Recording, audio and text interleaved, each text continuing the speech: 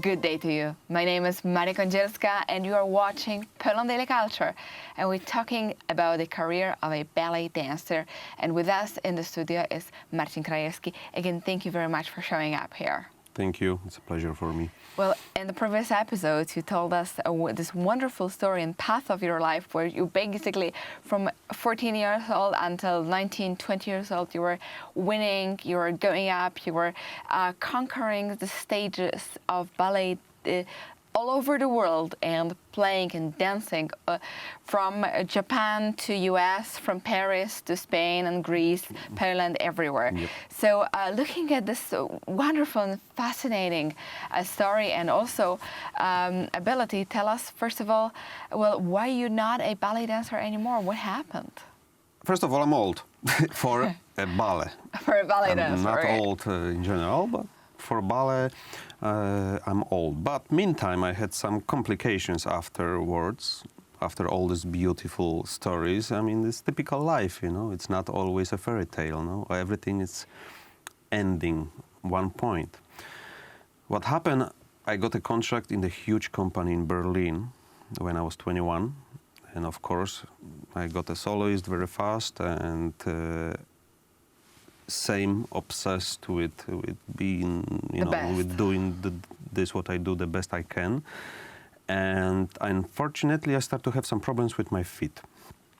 And cutting story short, I was really wrongly treated by one doctor. I received series of injections which I should not receive in that amount which he gave me, and that injections was the reason that my feet collapsed.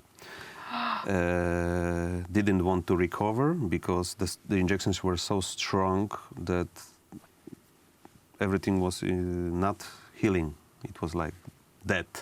So I needed over a year of searching right people to help me to get back to studio. So it was very frustrating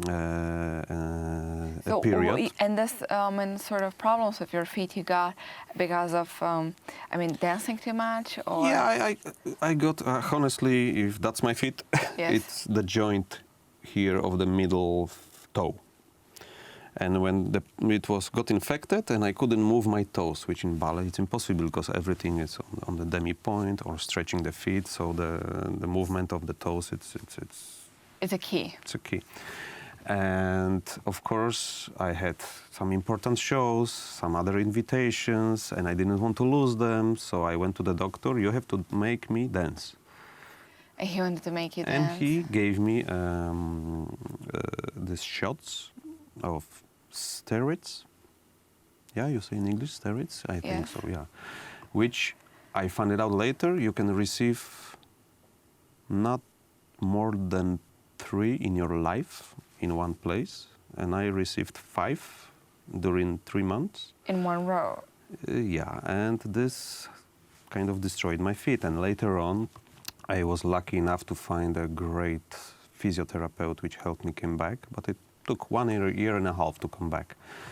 When I came back to even better shape than I was before, because then I was working more careful and more mature with my body. I was a little bit older than when I was 19, right? And crazy and without any limits. But half year after that, during the gala in Japan, it happened. During the show, I was making some series of jumps and my Achilles tendon just broke, which I found it out later on. It's because of the injections as well, because the injections made my feet so weak that the tendon had to work triple to manage all these evolutions, you know, and stuff. So in one point, it just didn't resist anymore and just broke. And is it because it happened during the show? Is it like, did you manage to finish the show to the end, or was it? It happened in the end. And luckily, or whatever, it was not really lucky story, no? But luckily for the show, it was in the end of my this all solo. It was Parade from Diane Action, it's called. I was dancing with one Japanese dancer, And in the end, I had a series of evolutions, like in the circle, you do this kind of crazy jumps. And in the end of it, it just broke.